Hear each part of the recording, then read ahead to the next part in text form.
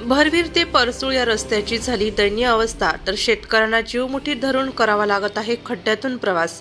चांदवड तालुक्यातील भरवीर ते परसूळ सन 2020 या अर्थसंकल्प बजेट या योजनेतून झालेल्या रस्त्यांचे काम निकृष्ट दर्जाचे व हलक्या क्वालिटीचे काम केलेले असल्याने त्या रस्त्यावरून जागोजागी मोठमोठे खड्डे पडलेले असून त्यामधून येण्या जाण्यासाठी शेतकरी वर्ग व प्रवाशांना जीव मुठीत धरून जावे लागत आहे व त्या रस्त्याने कसरत करावी लागत आहे, कारण या खड्ड्यांमुळे अनेकांचे कंबर व हातपाय फ्रॅक्चर झाल्याचे तेथील शेतकरी मधुकर जाधव, विनायक जाधव, संजय पोटे, ज्ञानेश्वर बाबूराव ठाकरे, गोपीनाथ काटे, बाबाजी चव्हाण, मधु काटे, विलास काटे आदी शेतकरी व प्रवासी या रस्त्याच्या संदर्भात आक्रमक झाल्याचे दिसून येत आहे। तसेच चांदवड तालुक्यातील कुठलाही राजकीय पुढारी, आमदार, खासदार व सरपंच याकडे लक्ष देत नसल्यामुळे, शासकीय अधिकाऱ्यांवर वचक नसल्यामुळे ते सर्वसाधारण माणसांचे म्हणणे ऐकून घेत नाही। त्यामुळे शेतकऱ्यांना अखेर प्रसार माध्यमांची मदत घेऊन या रस्त्यांची दखल शासनापर्यंत कशी पोहोचेल व शासनाचे कसे लक्ष देईल व आमचा जीव कसा वाचेल या संदर्भात मधुकर जाधव, ज्ञानेश्वर ठाकरे, विनायक जाधव, संजय पोटे यांनी अधिक माहिती दिली।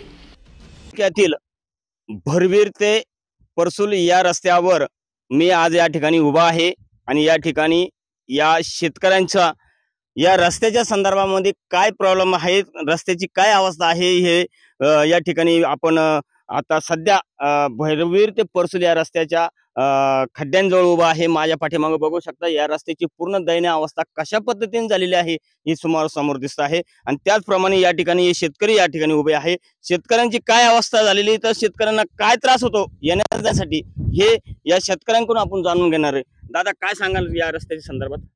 आपल्याला या रस्त्याच्या बाबतीमध्ये असं जाणवतं की ज्या नाशिक जिल्ह्याच्या मुख्य कार्यालय म्हणजे PWच्या ऑफिसच्या माध्यमातून जर सांगायचं ठरलं तर मला वाटतं जो ठेकेदार, तो इंजिनियर, जो पाहणेकरी जो आहे त्यांनी या रस्त्याची दुरावस्था काय झाली ही पाहायला स्वतः प्रत्यक्ष यावं, तेव्हा त्यांचा कोणी अधिकारी असेल त्यांनी पाठवावा। कारण हे टावा स्टेज भरवी तरुड परसूल ते व्हाया लासलगाव जाणार रस्ता आहे। आमच्या तंबाट्याच्या गाड्या, बैलगाड्या, मोटरसायकल जाताना, काही कार्यक्रमाच्या निमित्तानं जाताना, रात्री बेरात्री जाताना इथं 2-3 म्हातारे पडले। त्या म्हातारे पडल्यावरून जर विचार केला तर मला वाटतं एका म्हाताऱ्याचा जर खर्च पाहिला तर 80 ते 90 हजार रुपये खर्च येतो। मिनिमम 4-5 गाड्याचे ओरड आल्यामुळे आम्हाला ही दक्षता घेऊन या रस्त्याची पाहणी करून अशी ओरड करावी लागली। कारण या चांदवड तालुक्यामध्ये मला वाटतं कोणी पुढारी नाही दिसत आणि कोणी खासदार दिसत नाही। या चांदवड तालुक्याला कारभारीच कोणी हाच कळत नाही। कारण इतके लोकांचा तळतळा आहे की जेणेकरून ज्या कागदाच्या पेपरच्या कामाच्या तुम्ही जे पाहणी करताय ना, आज तो पेपर बघा कसा आहे, काम केलं कसं, त्या कामाची पावती कशी तुम्हाला दिली आणि सरकारने तुम्हाला या बाबतीमध्ये टेंडर दिलं का आणि तुम्ही टेंडर घेऊन याचा फायदा घेता का? आणि खेड्यावरच्या लोकांचा काही विचार न करता तुम्ही जर असे रस्त्याची दुरावस्था करत असाल तर आम्ही उद्या PWच्या माध्यमातून गव्हर्नमेंटला जाब विचारू का या कामाची पाहणी तुम्ही त्वरित करावा आणि याचा संदर्भात याचा न्याय हक्क आणि या खड्ड्याची रिपेरिंग करून किंवा रस्त्याची पाहणी करावा। आणि ह्या रस्त्याच्या बाबतीमध्ये जे कोणी असेल त्यांनी दक्षता घ्यावा, मग आमदार असू किंवा खासदार असू किंवा इतर 4 गावचे कोणी सरपंच असतील त्यांनी स्वतः पुढे येऊन या रस्त्याची पाहणी करावा। अन्यथा आम्ही काहीतरी तुमच्या PWकडे ग्रामस्थांच्या वतीने आम्ही तुमच्याकडे एक निवेदन सुद्धा देतो या माध्यमातून आणि तुमच्याकडे हक्काचं काम मागतोय। त्याबद्दल तुम्ही या रस्त्याची दुरावस्थेचा विचार करावा आणि आम्हाला सहकार्य करावा। धन्यवाद। त्याचप्रमाणे या ठिकाणी आणखी एक शेतकरी आहे, त्या शेतकऱ्यांशी संपर्क साधणार आहोत। दादा काय परिस्थिती झाली या रस्त्याची? अहो या रस्त्याची इतकी बिकट परिस्थिती झालेली आज, वन जर आलं लोकांचं कोणत्या बाजूने घालावं। आता 2-3 दिवसांमधून पाऊस उघडलेला आहे म्हणून काहीतरी जाता येते वन, नाही तर एक बी वन जात येत नाही, काही नाही। अहो खडी सुद्धा नाही या रस्त्याला, नुसतं कागदावरती रस्ता केलाय आणि 1 इंच सुद्धा लेअर नाही पेपरच्या वरून टाकलेला आणि खडी ही गेली कुठं आणि डांबर कोणत्या ठेकेदारानं खालं का अधिकाऱ्यानं खालं का पुढऱ्यानं खालं हे काय कळू नाही राहिलं। आणि शेतकऱ्यानं वागायचं कसं, जायचं कसं, आणि जर एखादं जर मेलं तर याची दक्षता कोण घेणार, याच्यावर कोण ते करणार? आणि ऐन टायमावर जर एखादं जर आजारी पडलं तर याला अर्ध्या रात्री जर दवाखान्यात पाळी तर कसं नेणार तो अर्जंटमध्ये? जर अशा जर छोट्या गाड्या टेकून जाते तर चालाय जर रस्त्याने जर परिस्थिती झाली, पाऊस जर झाला तर या रस्त्यानं कसं काय जाणार, वन छोटं वन कसं काय जाणार? म्हणून यानं शासनाने याची त्वरित कारवाई करावा आणि जे काय असतील यायनं जी मालमत्ता यायनं हडप केलेली असतील यायनं पुढरी फाटरी यायनं कोण तर यांच्यावर लक्ष द्यावा आणि ह्या रस्त्याचं दुरुस्ती काम एकदम क्लिअर करावा। याच ठिकाणी त्यास या पद्धतीने सांगितल्या पद्धतीने अजून एक शेतकरी आहे, शेतकऱ्यांची एक काय भावना आहे, शेतकरी काय तळमळत आहे, त्याचप्रमाणे या संदर्भात काय सांगाल साधा? अहो, माझी गाडी परवा दिवशी कोबीची गाडी भरली. ती कोबीची गाडी इकडं फसली. मी कोबी 19 रुपयाने द्यायला असताना ती कोबी मला 12 रुपये द्यावी लागली. ते गाडी व्यापाऱ्याची गाडी फसली. 2 दिवस गाडी अडकून राहिली. शेवटी जेसीबी आलं. जेसीबी सुद्धा येईना इकडं. गाडीच निघाना इकडून. त्याच्यामुळे 2 गाड्या आल्या, 2-3 गाड्या फसून गेल्या इकडं.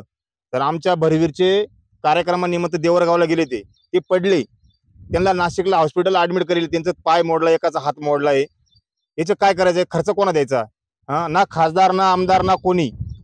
बगरे सर फक्त निवडून गेले, ते सुद्धा इकडे पाहायला आले नाही.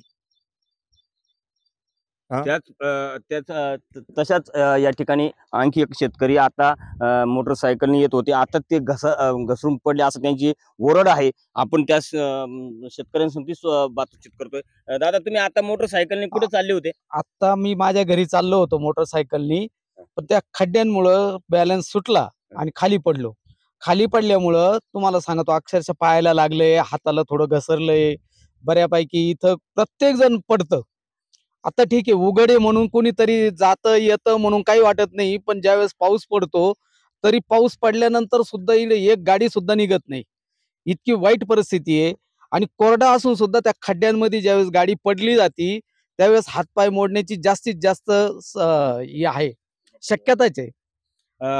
त्याचप्रमाणे या ठिकाणी भरवीर ते परसोल या रस्त्यावरची काही शेतकरी आहे, हे आक्रमण झाले आहे की आम्हाला या रात्रीच्या बेरात्रीच्या समजा एखाद्याला आजारपण आलं तर त्यांना दवाखान्यात नेण्यासाठी कुठलाही पर्याय नाही. हा रस्ता अशा पद्धतीने झालाय की इथं माणूस पडले जातं, इथं हात पाय असं कुठल्याही प्रकारची त्यांना इजा होती. या संदर्भामध्ये या रस्त्याकडे त्वरित लक्ष द्यावा, या संदर्भामध्ये भरवीर ते परसोल या रस्त्यावरची शेतकऱ्यांनी अशी मागणी त्यांनी केलेली आहे.